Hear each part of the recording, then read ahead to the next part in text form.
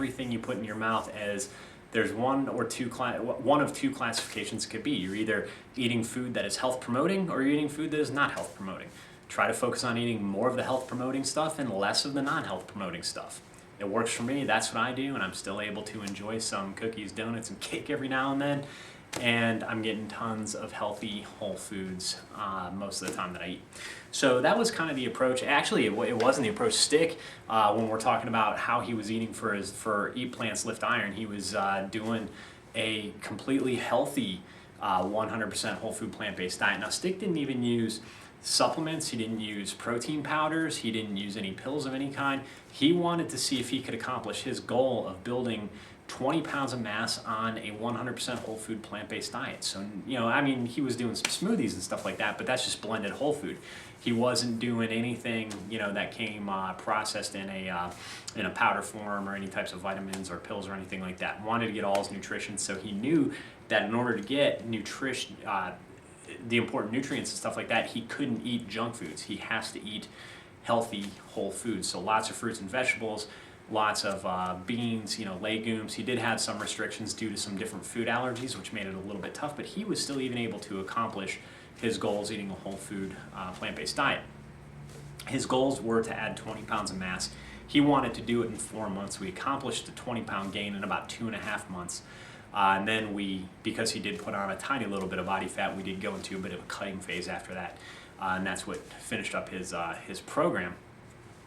But again, he did this also while maintaining a very strict distance running practice as well. He's a big endurance runner, and he kept up with 2 to 3 long distance runs during the week as well. So again, this all goes back to, in order for him to make that 20-pound gain, he just gained muscle, gained strength while following a plant-based diet, how you need to eat complete animal proteins in order to build muscle, and all kinds of other nonsense.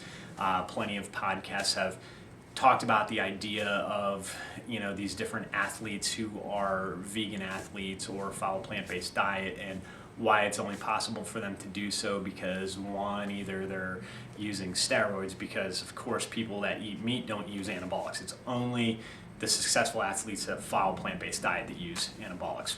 No meat eaters do it. Or the other idea is that people build their strength, they build their muscle following an omnivorous diet, eating meat and animal foods, and then they decide that they're going to go to a plant-based diet or go vegetarian or go vegan, whether it's for health or ethical reasons, whatever the reason is, and they're just able to maintain the strength and muscle that they built from eating animal-based proteins. And a bunch of that's complete bullshit as far as I'm concerned.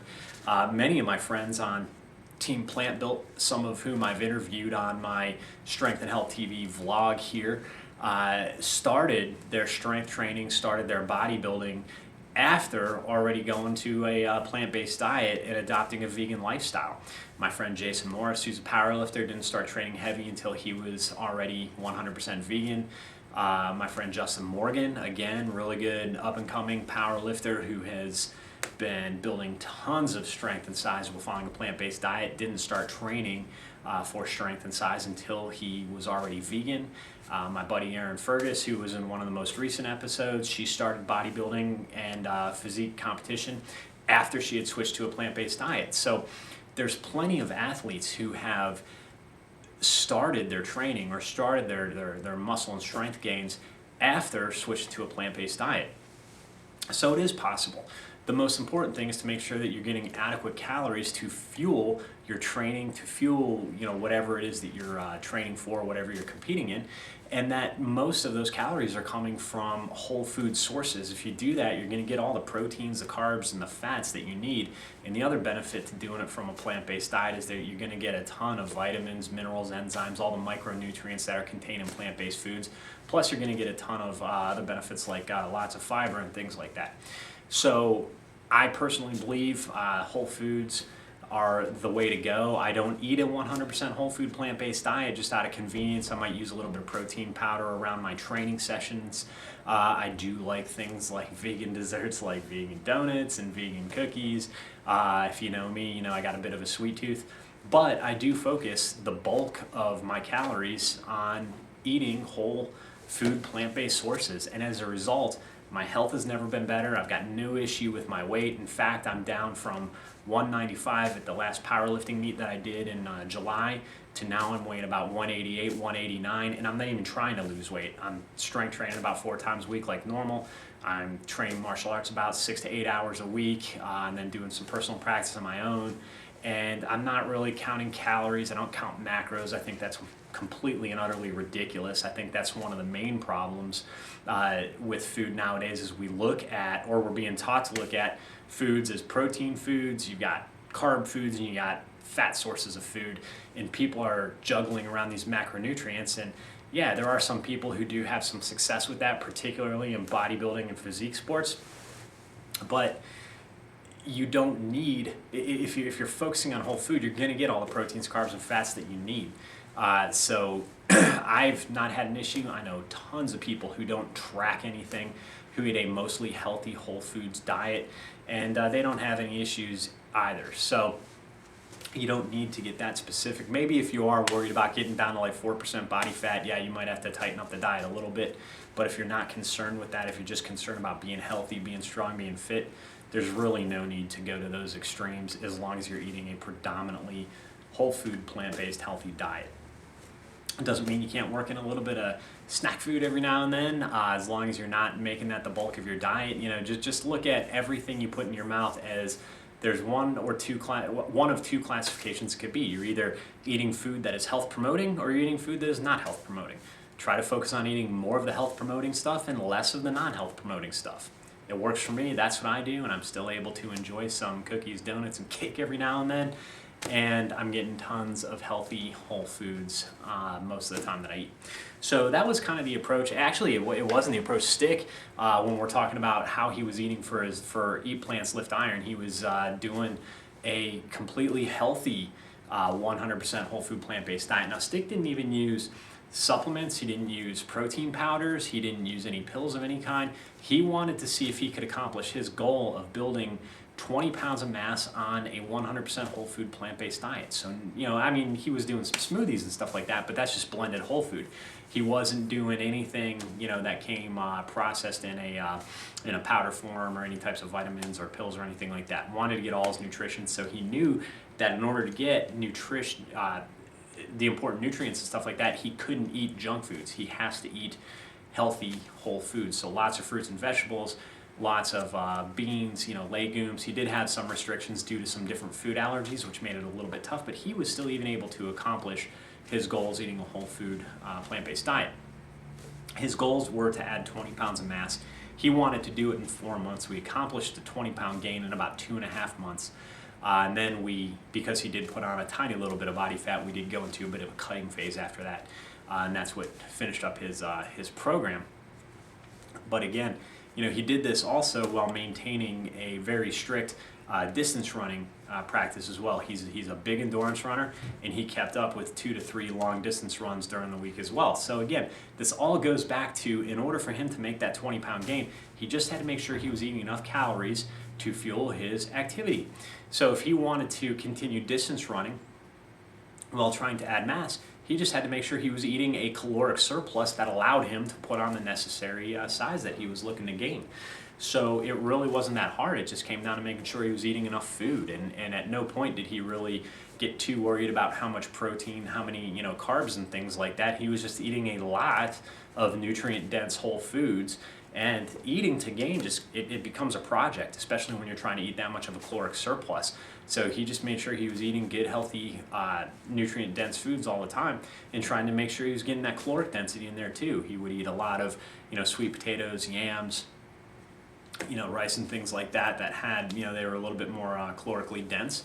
You know, he made sure he was getting different types of fat sources that he, you know, could make sure he was getting some good caloric density from as well. Because obviously, if you're just going to eat spinach, salads, and cruciferous vegetables and nothing else, you know, you're going to have a little issue getting the necessary calories to build size and strength. So just making sure he was getting enough calories was the main focus, and not really worrying about if he was getting, you know, 10% or 50% of his calories from proteins. You know, shouldn't he eat too many carbs or not enough carbs? I mean, you know, there was none of that macro talk at all. It was just about eating healthy whole foods. The other, you know, side of the equation was to make sure that he was not only getting enough rest to allow his body to process the foods that he was eating and doing the rebuilding process after heavy training sessions. Rest is very important. That's where your body utilizes the food that you're eating and helps to rebuild the muscle that you're breaking down from the training sessions. So you may have to make sure he was getting plenty of rest, as well as making sure that we were stimulating, that we were training hard enough to stimulate muscular growth in the gym and not doing too much to put him into too much of a deficit where it was affecting his ability to recover.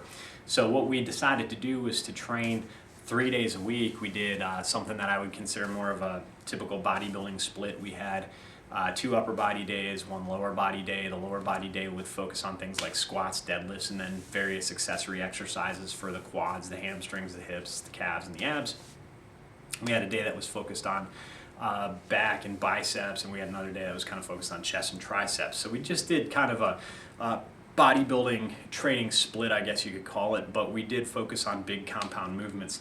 Did a lot of squatting, did a lot of deadlifting, did a lot of bench presses, did a lot of overhead presses, did a lot of pull-ups, did a lot of rows, and then we sprinkled in some isolation exercises like bicep curls, some tricep extension work, the hamstrings, abs, calves, things like that to kind of round out the program.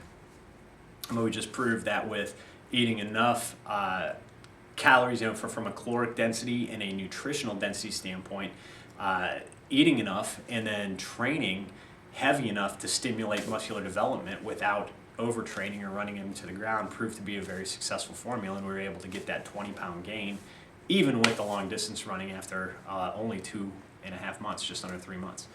So this was accomplished again on a 100% whole food plant-based diet. So all this chatter out there that plant-based diets, that a healthy vegan diet can, it's impossible to put on size and strength. It's completely moronic and completely ridiculous. And there are a ton of athletes who have switched to eating plant-based diets and have just raved about feeling better, recovering faster. Their body processes the food faster. They don't feel like they're sitting around digesting all this heavy food. They eat even a high-calorie plant-based meal. It digests very quickly, and they're able to go train. They feel good. They don't feel like they're wasting a lot of energy. Like I said, just sitting around digesting a big meal. So a lot of people who've made the switch have seen a lot of benefits, aside from just the performance benefits as well. So when it comes to putting on a whole food or putting on muscle, adding strength by following whole food plant-based diet, it's totally possible. If you want to hear from a guy who did it, be sure to check out Eat Plants Lift Iron, the story about Stick's process, gaining 20 pounds of muscle, following a whole food supplement-free plant-based diet, and hopefully you'll find some inspiration as well as a lot of great information in there. The nutrition section is fantastic if you're thinking about adopting a plant-based diet, or if you're already a vegan and you're eating a plant-based diet and you're looking for some great recipe ideas. The nutrition section in there is killer. Of course, there's a lot of great training info in there because I wrote it. And again, Stick's personal narrative is awesome. The guy, he's definitely an artist, and his writing is definitely fun and enjoyable, and he tells a great story of growth and transformation in the book. So we've talked a little bit with him about the Eat Plants Lift Iron project ourselves. There's a couple different interviews that I've done with him in the past. If you check out the Strength and Health vlog, you'll see some pretty cool discussions in there with him about this stuff. But hopefully, if you're considering going plant-based, or you've just done it and you're trying to find a way to stick to it, and you want a little bit of inspiration, some great information, check out Stick's story, Eat Plants Lift Iron. You can always contact me through my website. I'll be sure to put all the links down underneath this video in the notes. And I'm always more than happy to help and answer any questions that you have based on my personal experiences following this sort of diet, and that with the people that I've trained. So hopefully you enjoyed this week's episode. Hopefully you'll run out and grab Eat Plants Lift Iron if you don't have it already. Hopefully you enjoy it. And until next week, stay strong and stay healthy.